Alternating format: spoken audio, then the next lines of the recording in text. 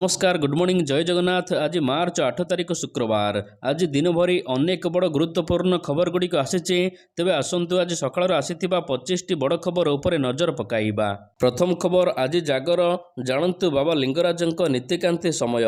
आज हेउची महाशिवरात्रि। चलचंचल होई उठिछि एकाम्र क्षेत्र। श्रृंखलित दर्शन उपरे गुरुत्व देइछि मंदिर प्रशासन। तेबे भोर 3:30 रु मंगल आळती और अवकाश अनुष्ठित हेब। भोर 3:30 रु दिन 11टा पर्यंत साहाण मेला दर्शन रहिबो। एहा परे समस्त नीतिकांति शेष करा जाई राति 10टा रु 11टा भितरे महादीप उठिबा नै नीति निर्घंट होईची। नंबर 2 मुख्यमंत्री घोषणा कले आशा कर्मी मानकर बढ़िला दरमा। मुख्यमंत्री नवीन पट्टनायक गतकाली एक गुरुत्वपूर्ण निष्पत्ति नैचंती। राज्यर आशा कर्मी मानकर मासिकिया पारिश्रमिक वृद्धि करा जाईची। एहा द्वारा राज्यर 49,552 आशा कर्मी उपकृत हेबे। एथिपाई राज्य सरकार को वार्षिक अतिरिक्त 148.57 कोटी टंका खर्च करने पड़िबो। तेबे नूतन घोषणा अनुसार आशा कर्मी मानकर मासिक पारिश्रमिक 4,500 टंकारु एबे 7,000 टंका को वृद्धि करा जाईची। सेवा निवृत्ति समय रे पूर्वरु सेमाने 50,000 टंका पाउथिबा बेले वर्तमान 1 लाख टंका पाइबे। सेमानकर पारिश्रमिक बाबदरे पूर्वरु राज्य सरकार वार्षिक 49.43 कोटी टंका खर्च करुथिले। एबे वार्षिक 208 कोटी टंका खर्च करिबे। नंबर 3 आउट सोर्सिंग कर्मचारी दरमा वृद्धि कले राज्य सरकार। आउट सोर्सिंग कर्मचारी मानकर दरमा बढ़ाई। गतकाली राज्य सरकार आउट सोर्सिंग कर्मचारी मासिक पारिश्रमिक 25% वृद्धि करा जायछि। प्रति 5 वर्षर अभिज्ञता पाई मासिक अधिक 1,000 टंका मिलिबो बोली निर्देश रहिछि। कर्मचारी माने जेउ भली भाबरे मास शेषको पारिश्रमिक ठीक हिसाब रे पाइबे यह सुनिश्चित करने को सरकार व्यवस्था ग्रहण करिसंती। तबे महिला कर्मचारी क्षेत्र में प्रथम 2टी संतान जन्म पाई 120 दिनर मातृत्व छुट्टी नहीं पारिबे बोली कहा जायछि। नंबर 4 ओडिशा आसुचंती अमित शाहा। ओडिशा आसुचंती गृहमंत्री अमित शाहा। आसंता 12 तारिख रे गृहमंत्री अमित शाहा ओडिशा आसिबार कार्यक्रम रहिछि। तेबे एही गस्त अवसर रे दलीय नेतांक सहित अनेक गुरुत्वपूर्ण प्रसंग रे आलोचना हेबार मध्य सूचना मिलिछि। सूचना अनुसार देश रे साधारण निर्वाचन हेबागु थिबा बेले ओडिशा रे मेंटो राजनीति जोर धरिछि। तेबे अमित शाहांक गस्त अवसर रे मेंटो को नै घोषणा होई पारे बोली मध्य चर्चा हेउछि।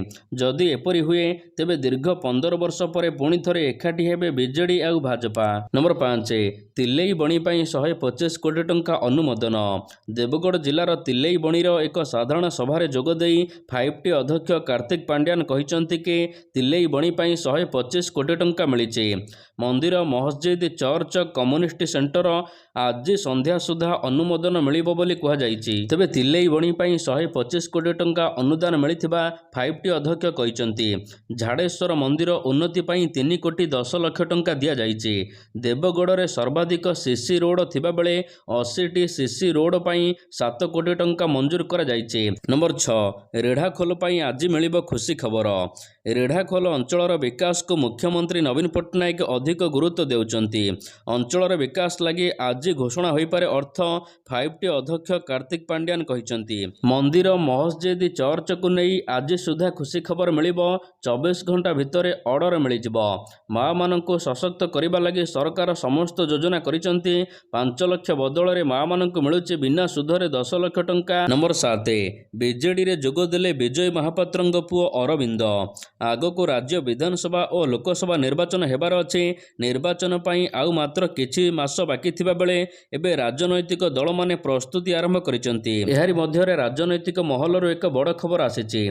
वरिष्ठ बीजेपी नेता विजय महापात्रंक पुओ अरविंद महापात्र गतकाली विधिवत भावरे बीजेडी रे सामिल होइचंती। नवीन निवास आसी शंख धरिचंती विजय महापात्रंक पुओ। बीजेडी सभापति तथा मुख्यमंत्री नवीन पट्टनायक उपस्थिति रे से बीजेडी रे सामिल होइचंती। नंबर 8 राहुल गांधी बड़ घोषणा मिलिबो 30 लाख चाकरी। ରାଜସ୍ଥାନରେ ଗୁରୁବାର ଦିନ ଆୟୋଜିତ ଭାରତ ଯୋଡ଼ୋ ନ୍ୟାୟ ଯାତ୍ରାର ସାଧାରଣ ସଭାରେ ରାହୁଲ ଗାନ୍ଧୀ ଯୁବବର୍ଗମାନଙ୍କ ପାଇଁ 5ଟି ବଡ଼ ଗ୍ୟାରେଣ୍ଟି ଘୋଷଣା କରିଛନ୍ତି। ଯଦି କେନ୍ଦ୍ରରେ ସରକାର ଗଠନ ହୁଏ କଂଗ୍ରେସର, ତେବେ ଯୁବକମାନଙ୍କୁ 30 ଲକ୍ଷ ଚାକିରି ଦେବାକୁ ଘୋଷଣା କରିଛନ୍ତି ରାହୁଲ ଗାନ୍ଧୀ। ଏହା ସହିତ ପ୍ରଥମ ଚାକିରି ସୁନିଶ୍ଚିତ ହେବା ପରେ ପେପର ଲିକ୍ରୁ ମୁକ୍ତି ମିଳିବ। ଗିଗ୍ କର୍ମଚାରୀମାନଙ୍କ ପାଇଁ ସାମାଜିକ ସୁରକ୍ଷା, ଯୁବ ରୋଶନୀ ଅଧୀନରେ ଥିବା ଜିଲ୍ଲାଗୁଡ଼ିକରେ ଷ୍ଟାର୍ଟଅପ୍ ପାଇଁ 5,000 କୋଟି ଟଙ୍କା ଯୋଗାଇ ଦିଆଯିବ। ଏହା ସହିତ ରାହୁଲ ଗାନ୍ଧୀ କହିଛନ୍ତି, କଂଗ୍ରେସ ଗ୍ୟାରେଣ୍ଟି ଦେଉଛି ଚାଷୀମାନଙ୍କର ସର୍ବନିମ୍ନ ସହାୟକ ମୂଲ୍ୟ ପାଇଁ ଆଇନଗତ ଗ୍ୟାରେଣ୍ଟି ପ୍ରଦାନ କରିବ। ନମ୍ବର 9, କେନ୍ଦ୍ର କ୍ୟାବିନେଟ୍ ବୈଠକରେ ନିଆଗଲା 6ଟି ନିଷ୍ପତ୍ତି। ଗୁରୁବାର ଦିନ କେନ୍ଦ୍ର କ୍ୟାବିନେଟ୍ ବୈଠକରେ 6ଟି ପ୍ରମୁଖ ନିଷ୍ପତ୍ତିକୁ ଅନୁମୋଦନ ମିଳିଛି। ଏଥିମଧ୍ୟରୁ ଗୋଟିଏ ହେଉଛି ଆଜି ଅନ୍ତର୍ଜାତୀୟ ମହିଳା ଦିବସ ଅବସରରେ ମହିଳାମାନଙ୍କୁ ଉପହାର ଦେବେ କେନ୍ଦ୍ରମନ୍ତ୍ରୀ ଏନେଇ ଘୋଷଣା କରିଛନ୍ତି। ତେବେ 6ଟି ନିଷ୍ପତ୍ତି ମଧ୍ୟରେ ଲୋକସଭା ନିର୍ବାଚନ ପୂର୍ବରୁ କେନ୍ଦ୍ରୀୟ କର୍ମଚାରୀମାନଙ୍କର ଡିଏ ବୃଦ୍ଧି କରିଛନ୍ତି ସରକାର। 4% ଡିଏ ବୃଦ୍ଧି କରିବାକୁ ଘୋଷଣା କରାଯାଇଛି। ଏବେ କେନ୍ଦ୍ରୀୟ କର୍ମଚାରୀମାନେ ମହଙ୍ଗା ଭତ୍ତା 46%ରୁ 50%କୁ ବୃଦ୍ଧି ହୋଇଛି। ଦ୍ୱିତୀୟରେ ହେଉଛି ଉଜ୍ଜ୍ୱଳା ଯୋଜନାରେ ଉପଲବ୍ଧ ସବସିଡିକୁ ଆଉ ବର୍ଷେ ବୃଦ୍ଧି କରାଯାଇଛି। ଲୋକସଭା ନିର୍ବାଚନ ପୂର୍ବରୁ ବଡ଼ ଘୋଷଣା, ମାର୍ଚ୍ଚ 31, 2025 ପର୍ଯ୍ୟନ୍ତ ଉପଲବ୍ଧ ହେବ ଉଜ୍ଜ୍ୱଳା ଯୋଜନାରେ ସବସିଡି। ତେବେ 3 ନମ୍ବରରେ ହେଉଛି 5 ବର୍ଷ ପାଇଁ 10,371.92 କୋଟି ଟଙ୍କା ବ୍ୟୟ ବରାଦରେ ଭାରତ ଏଆଇ ମିଶନକୁ କ୍ୟାବିନେଟ୍ର ଅନୁମୋଦନ ମିଳିଛି। ତେବେ ଚତୁର୍ଥରେ 2024-25 ବର୍ଷ ପାଇଁ ସରକାର ରାଓ ଜେଟ୍ ପାଇଁ ସର୍ବନିମ୍ନ ସହାୟକ ମୂଲ୍ୟ MSPକୁ $285ରୁ $5,335କୁ ବୃଦ୍ଧି କରିଛନ୍ତି। ପଞ୍ଚମରେ ଭାରତୀୟ ସେନା ପାଇଁ 34ଟି ନୂତନ ALH ଧ୍ରୁବ ହେଲିକପ୍ଟର କିଣିବା ପ୍ରସ୍ତାବକୁ ଅନୁମୋଦନ ମିଳିଛି। 6ରେ ଉତ୍ତର ପୂର୍ବ ପଶ୍ଚିମାଞ୍ଚଳ ଶିଳ୍ପାୟନକୁ ପ୍ରୋତ୍ସାହିତ କରିବାକୁ କ୍ୟାବିନେଟ୍ରେ 10,037 କୋଟି ଟଙ୍କା ଯୋଜନା ଅନୁମୋଦନ ମିଳିଛି। ନମ୍ବର 10, ବିଜେଡିକୁ ଶରତ ପଟ୍ଟନାୟକଙ୍କ କଡ଼ା ଜବାବ। ଆଗାମୀ ଲୋକସଭା ଓ ବିଧାନସଭା ନିର୍ବାଚନ ପୂର୍ବରୁ ରାଜ୍ୟରେ ବିଜେଡି ସହିତ ବିଜେପିର ମେଣ୍ଟକୁ ନେଇ ଏବେ ଚର୍ଚ୍ଚା ଜୋର ଧରିଥିବା ବେଳେ ପିସି ସଭାପତି ଶରତ ପଟ୍ଟନାୟକ ସାମ୍ବାଦିକ ସମ୍ମିଳନୀ କରିଛନ୍ତି। ଶ୍ରୀ ପଟ୍ଟନାୟକ କହିଛନ୍ତି, ରାଜ୍ୟର ସ୍ୱାର୍ଥ ନୁହେଁ ବରଂ ନିଜ ସ୍ୱାର୍ଥ ପାଇଁ ବିଜେପି ସହିତ ମେଣ୍ଟ କରିଛି ବିଜେଡି ବୋଲି ଶରତ ପଟ୍ଟନାୟକ କହିଛନ୍ତି। ଇଡି ଓ କେନ୍ଦ୍ରୀୟ ତଦନ୍ତ ସଂସ୍ଥା ସିବିଆଇ ଭୟରେ ମେଣ୍ଟ କରାଯାଇଥିବା ଓଡ଼ିଶାର ଲୋକ ଜାଣିସାରିଛନ୍ତି। ତେଣୁ ମେଣ୍ଟ ହେଲେ ବି ଆଗାମୀ ନିର୍ବାଚନରେ କୌଣସି ଫରକ ପଡ଼ିବ ନାହିଁ ବୋଲି ସେ କହିଛନ୍ତି। ନମ୍ବର 11, ପ୍ରସାଦ ହରିଚନ୍ଦନଙ୍କୁ ମିଳିଲା ନୂଆ ଦାୟିତ୍ୱ। 2024 ଲୋକସଭା ଓ ବିଧାନସଭା ନିର୍ବାଚନ ପୂର୍ବରୁ ପୂର୍ବତନ ମନ୍ତ୍ରୀ ତଥା ପିସି ସଭାପତି ପ୍ରସାଦ ହରିଚନ୍ଦନଙ୍କୁ ନୂଆ ଦାୟିତ୍ୱ ମିଳିଛି। ତାଙ୍କୁ ରାଜ୍ୟ କଂଗ୍ରେସ ନିର୍ବାଚନ ପରିଚାଳନା ଆବାହକ ଭାବରେ ନିଯୁକ୍ତି ଦିଆଯାଇଛି।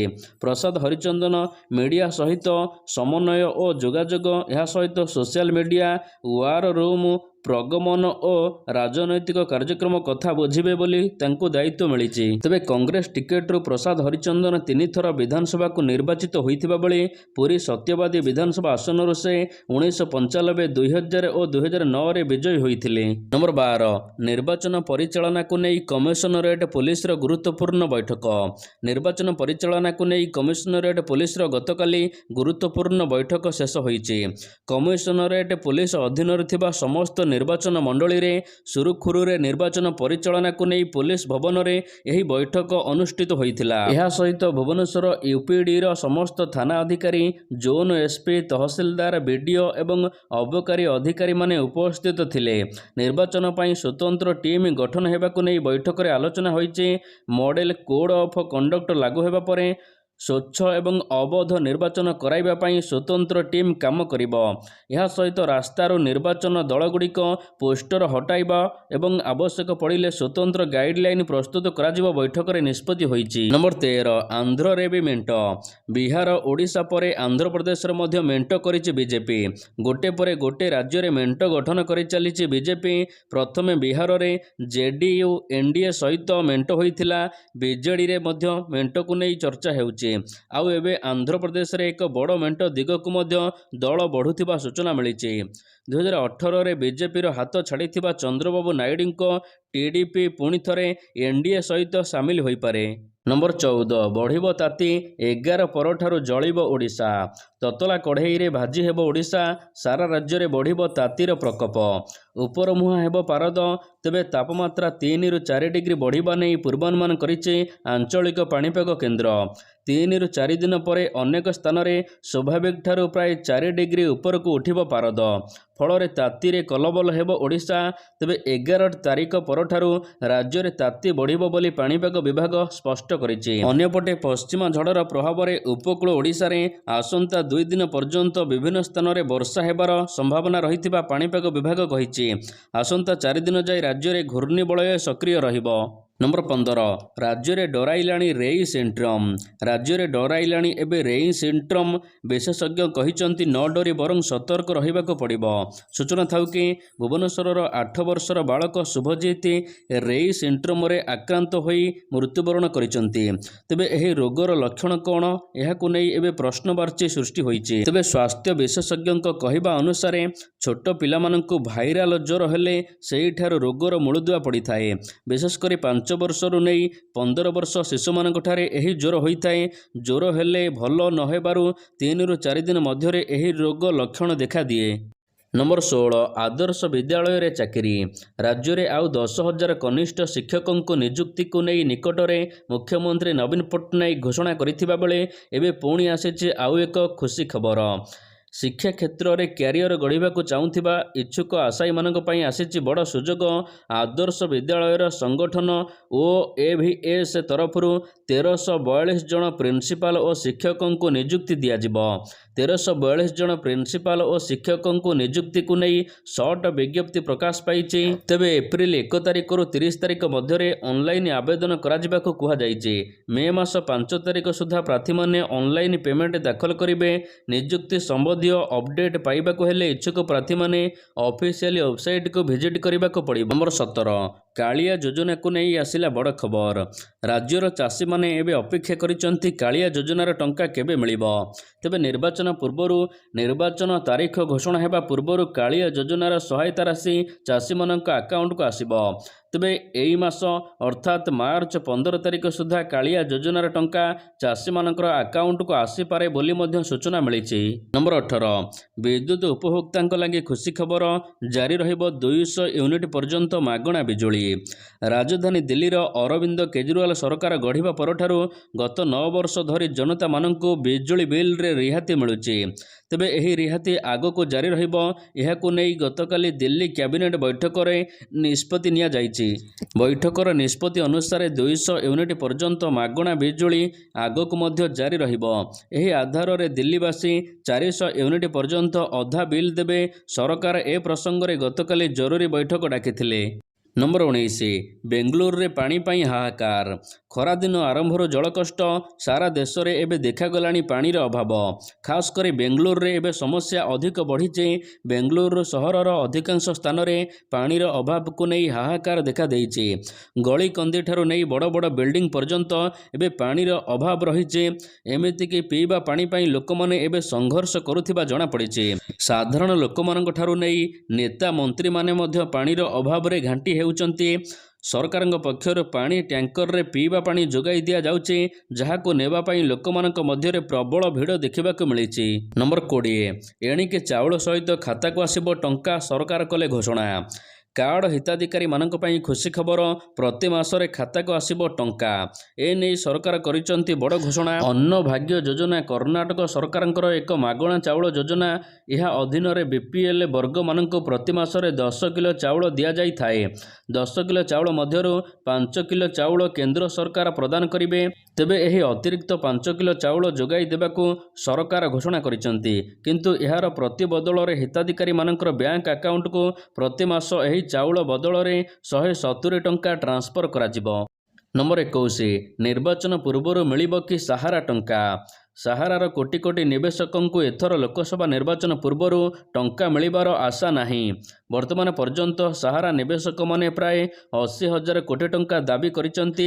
ସୁପ୍ରିମକୋର୍ଟଙ୍କ ନିର୍ଦ୍ଦେଶ ପରେ ମାତ୍ର 5,000 କୋଟି ଟଙ୍କା ଏବେ ସମସ୍ତ ଗ୍ରାହକମାନଙ୍କୁ ମିଳିଛି।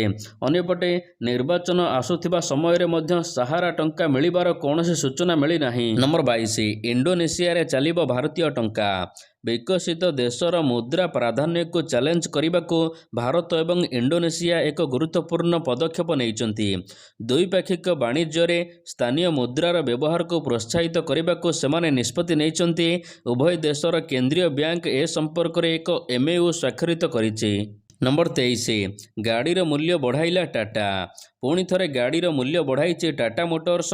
ଗୁରୁବାର ଦିନ ମାର୍ଚ୍ଚ 7 କମ୍ପାନୀ କମର୍ସିଆଲ ଭେହିକେଲର ମୂଲ୍ୟ 2% ବୃଦ୍ଧି କରିଛି। ଗାଡ଼ିର ବିଭିନ୍ନ ଭେରିଏଣ୍ଟ ପାଇଁ ଅଲଗା ଅଲଗା ମୂଲ୍ୟ ଲାଗୁ ହେବ। ଏପ୍ରିଲ 1ରୁ ନୂଆ ଦର ଲାଗୁ ହେବ ବୋଲି କମ୍ପାନୀ ଘୋଷଣା କରିଛି। ଗାଡ଼ି ତିଆରି ଖର୍ଚ୍ଚ ବଢ଼ୁଥିବାରୁ ଗାଡ଼ିର ମୂଲ୍ୟ ବଢ଼ାଇବାକୁ କମ୍ପାନୀ ନିଷ୍ପତ୍ତି ନେଇଥିବା ଜଣାପଡ଼ିଛି। ତେବେ ଫେବୃଆରୀ 1ରେ ମଧ୍ୟ ଯାତ୍ରୀବାହୀ ଯାନ ବା ପାସେଞ୍ଜର ଗାଡ଼ିଗୁଡ଼ିକର ମୂଲ୍ୟ 0.7% ବଢ଼ାଇଥିଲା ଟାଟା କମ୍ପାନୀ।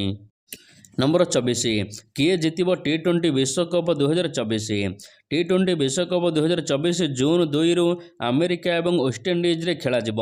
ତେବେ ପ୍ରଥମ ମ୍ୟାଚରେ ଆମେରିକା ଏବଂ କାନାଡ଼ା ମୁହାଁମୁହିଁ ହେବେ। ଏହି ଟୁର୍ଣ୍ଣାମେଣ୍ଟର ବିଜେତା କିଏ ହେବ ଏ ନେଇ ନାନା କଳ୍ପନା ଲାଗି ରହିଥିବା ବେଳେ ଏପରି ସ୍ଥଳେ ଇଂଲଣ୍ଡର ପୂର୍ବତନ ଅଧିନାୟକ ମାଇକେଲ ଭେନ୍ ବଡ଼ ଭବିଷ୍ୟବାଣୀ କରିଛନ୍ତି। ସେ କହିଛନ୍ତି ଏହି ଟୁର୍ଣ୍ଣାମେଣ୍ଟର ବିଜେତା ଭାରତ, ପାକିସ୍ତାନ କିମ୍ବା ଇଂଲଣ୍ଡ ହେବ ନାହିଁ। ଏହି ଟୁର୍ଣ୍ଣାମେଣ୍ଟର ବିଜେତା ଅଷ୍ଟ୍ରେଲିଆ ହେବ 2024 ଟି20ର ବିଶ୍ୱ ବିଜେତା।